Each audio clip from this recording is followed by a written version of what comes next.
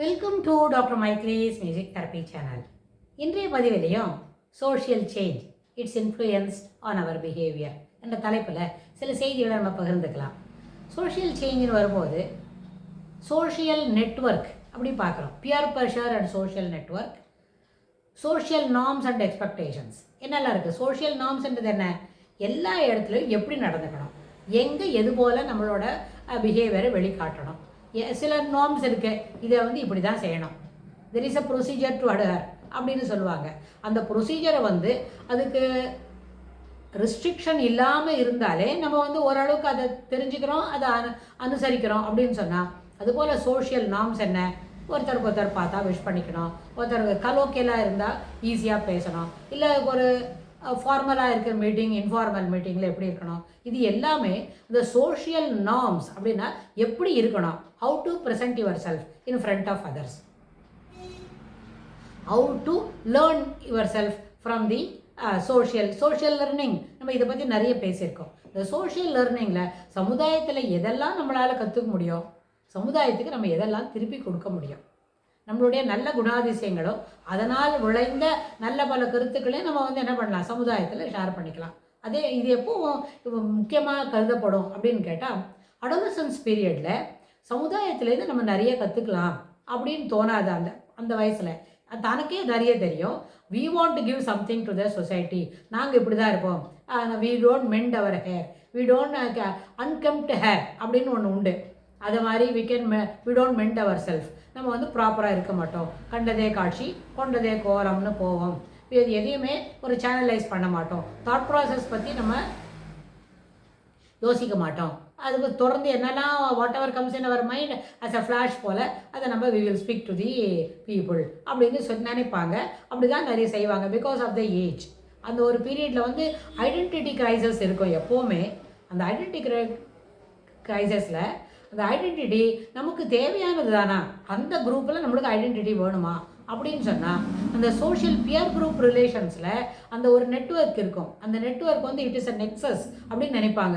தங்களோட கூட்டத்திலேருந்து நம்மளை யாரையும் பிரிக்க முடியாது, ரொம்ப பின்னி பிணைஞ்சிருக்கிறோம் நாங்கள் அப்படிலாம் சொல்லுவாங்க.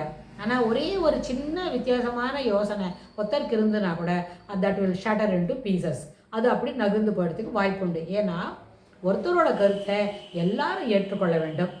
அது சரியாக இருந்தாலும் ஏற்றுக்கணும், சரி இல்லாததாக இருந்தாலும் ஏற்றுக்கணும். அப்போ அது சரியாக இருந்தால் எல்லாரும் ஏற்றுப்பாங்க. அதுக்கு ஒரு ஆர்டர் ஆஃப் ஒருத்தருமே அதை ஒரு கம்பல் பண்ண வேண்டாம். ஆனால் சரியில்லாததாக இருந்தால், சரியில்லாத கருத்துக்களை நம்ம ஏற்றுக்கும் பொழுது என்ன ஆகும், அதை நம்ம நம்ம வீட்டில் செயல்படுத்தணும்னு நினைப்போம்.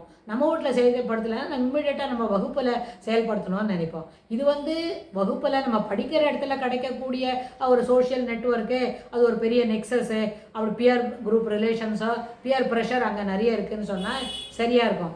ஆனால் ஸ்கூலை தாண்டி வெளியில் அவுட்டர் சர்க்கிளில் இருக்கிற பியர் ப்ரெஷரான்னு சொன்னால் அதுலேருந்து நம்ம வெளியில் வர முடியாமல் ரொம்ப சிரமப்படுவாங்க அந்த அடோலசன்ஸ் பீரியடில். அதுலேருந்து திணறிக்கிட்ட வெளியில் வரணுமா, ஸ்மூத்தாக வெளியில் வரணுமான்னு சொன்னால் அது ரெண்டுத்துக்குமே அவங்களோட மனம் தயாராக இருக்காது. ஏன்னா they are thinking there identity belongs to this pier group அப்படின்னு நினைப்பாங்க. இந்த மாதிரி ஒரு குரூப் இருந்தால் தான் நம்ம நம்மளோட ஐடென்டிட்டி இருக்கும்னு. ஸோ அந்த ஐடென்டிட்டி சரியாக இல்லைன்னா that identity crisis prevails till the boy or girl crosses 27-28. இன்னும் ஒரு 10 வருடங்களுக்கு தொடர்ந்து அவங்களோட ஒரு இம்பேக்டை கொடுத்துக்கிட்டே இருக்கும். அதுக்குள்ளே அவங்கள மாற்றிக்கலன்னு சொன்னால் it continues for some more years with their personality. How to overcome this? இதனால் யாருக்கெல்லாம் ரொம்ப சிரமம் அப்படின்னு கேட்டால், முதல்ல அந்த இம்மீடியட் ஃபேமிலி, அந்த பாயோ கேர்ளோ அவங்களோட பேரண்ட்ஸ்க்கு ரொம்ப சிரமம். அவங்க வீட்டில் இன்னும் பெரியவங்க இருக்கிறாங்க, கிராண்ட் பேரண்ட்ஸ் இருக்கிறாங்க, அங்கிள் ஆண்ட்டு அதுபோல் இருக்கிறாங்களா, their also find very difficult to tackle this type of behaviour in their home. இது மாதிரி ஒரே ஒரு குழந்தை இருந்தாலே ரொம்ப சிரமம். இதுபோல் 3 பேர் இருக்கிறாங்க, சிப்ளிங்ஸ் இருக்குது, 3மே இதே மேலே தான் இருக்குதுன்னு சொன்னால் ரொம்ப சிரமம். That is it is inexplainable. We cannot able to அதை வார்த்தையால் சொல்ல முடியாது அப்படின்னு தாண்டி இருக்கிற ஒரு கஷ்டமாக இருக்கும் அது. அடுத்தது இந்த மாதிரி சிப்ளிங்ஸ் இருக்கிறவங்க எல்லாருமே இது மாதிரி பியர் குரூப் ரிலேஷன்ஸ்க்காக அந்த சோஷியல் நெட்வொர்க்கில் பியர் ப்ரெஷர்ஸை தே ஆர் எக்ஸ்பீரியன்சிங் திஸ். இதையெல்லாம் அவங்க கண்டுக்கிறாங்க அப்படின்னு சொன்னால் அது என்ன பண்ணும், அவங்களோட நடை உடைய பாவனையில் நிறைய மாற்றங்களை கொண்டு தரும். இதுக்கு முன்னாடி ஒரு பதிவில் சொன்னோம் இல்லையா, social values and its influence on our behaviour. அந்த வேல்யூஸ்க்கு இங்கே இடம் இல்லாதையே போயிடும். இதில் ஒரு பெரிய அட்வான்டேஜ் இருக்கும். நம்ம ஒரு சோஷியல் குரூப்பில் இருக்கோம், அங்கே பியர் ப்ரெஷர் இருக்குது, அதுக்கு தகுந்த மாதிரி நம்ம எல்லா வேலையும் நம்ம செய்கிறோம்னு சொன்னால் அந்த பியர் ப்ரெஷர் வந்து நல்ல வேல்யூஸை சொல்லிக் கொடுக்கறது, நல்ல விதமான பழக்க நடத்தைகளை வெளிக்கொண்டு வருதுன்னு சொல்லுங்கள். அது ரொம்ப ஏற்புடையது. Every parents will be more happy to receive such type of அந்த விஷயத்தை எடுக்கிறதுக்கு விருப்பப்படுவாங்க. ஆனால் அதுக்கும் அந்த குரூப்பில் இந்த பிள்ளைங்க சேர மாட்டாங்கல்ல. ஏன்னா வேல்யூஸ் சொல்லிக் கொடுக்குறதா இருந்தால் முதல்ல டிசிப்ளின் வேணும். டிசிப்ளின் இல்லாமல் மனம் போன போக்கில் இருக்க முடியும்னு சொன்னால் அது மாதிரி ஒரு குரூப்பில் தான் பிள்ளைங்க சேர இஷ்டப்படுவாங்க. ஏன்னா அந்த வயதில் அவங்களுக்கு அந்த கட்டுப்பாடு இதெல்லாம் these are all the things to be adhered அப்படின்னு சொன்னாலே அவங்களால ஏற்றுக்கொள்ள முடியாததாக இருக்கும். ஸோ இந்த அடிப்படையில் யோசிக்கும் பொழுது பியர் ப்ரெஷர்னால சோஷியல் நெட்வொர்க்கில் அவங்க ரொம்ப அன்எக்ஸ்பெக்டட் திங்ஸ் ஃபேஸ் பண்ண வேண்டி வரும். அதனால் the immediate environment in the school, the immediate environment in the family, everything will get disturbed. They get sabotaged sometime also. It may be also possible.